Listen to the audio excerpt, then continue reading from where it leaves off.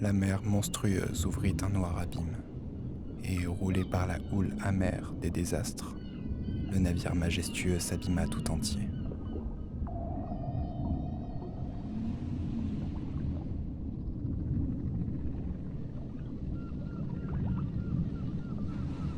Dans ce gouffre béant, l'homme aux bras trop fragiles s'agite.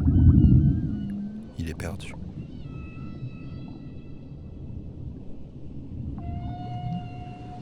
Seul, il entend les cieux se clore à ses regards.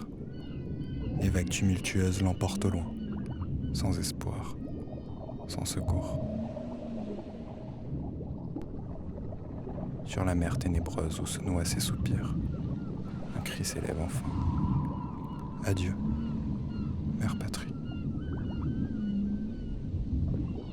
La voix des flots redouble et bientôt disparaît, l'ombre du naufragé sous les vagues sans fin.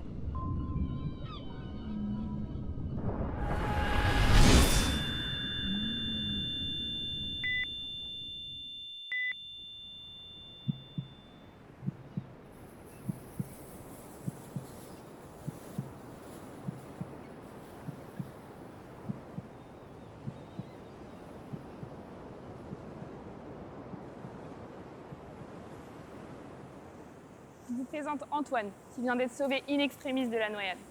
Chaque année en France, la noyade est à l'origine d'un grand nombre de décès. En 2023, il a été recensé plus de 1300 noyades, dont 361 ont mené à la mort. Cela en fait la première cause de mortalité par accident de la vie courante chez les moins de 25 ans, et l'océan en est le lieu le plus important. Afin de profiter de la mer en toute sécurité, il est important de respecter quelques consignes. Tout d'abord, baignez-vous entre les deux drapeaux rouge et jaune au bord de l'eau, qui signalent la zone surveillée par les nageurs sauveteurs. Et renseignez-vous sur la couleur du drapeau qui régit la baignade.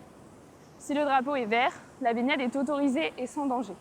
Si le drapeau est jaune, la baignade est autorisée uniquement en zone surveillée et avec prudence.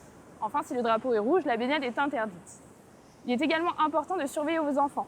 Même s'ils savent nager, ils ne doivent jamais rester seuls au bord de l'eau. Avant de vous aventurer dans l'océan, il est important de connaître les dangers de celui-ci.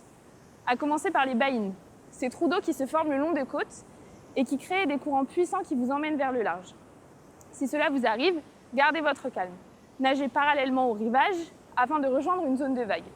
Une fois cette zone atteinte, tentez de rejoindre le bord de la plage par des petits mouvements. Si cela n'est pas possible, alertez les nageurs sauveteurs et gardez un maximum d'énergie en attendant leur arrivée.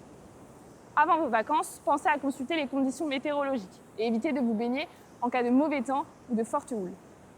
Enfin, que ce soit dans des grands lacs ou en mer, les courants et la fatigue peuvent rendre le retour difficile. Pour cela, dès les premiers signes d'épuisement, tentez de rejoindre le rivage et si cela n'est pas possible, alertez les nageurs sauveteurs si besoin.